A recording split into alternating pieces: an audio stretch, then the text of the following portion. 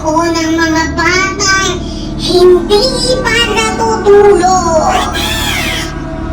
Naghahanap ako ng batang pwedeng kunin. Gutom na gutom na kasi ang aking bunso. Paborito ni bunso ang mga batang sobrang tigas ng ulo. Puro reklamo. Hindi marunong sumunod sa sinasabi ng mga magulang. Gigil na gigil kami sa mga matitigas ang ulo.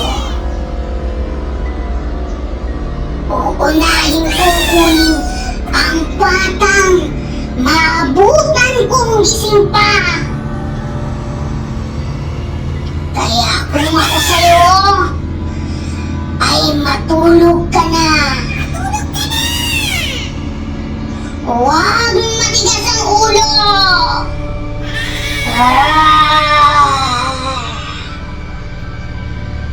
Ipikit mo na yung mga mata mo. Kung ayaw mong kunin kita. Sundin lahat na sinasabi ng mga magulang mo. Bata, matulog ka na.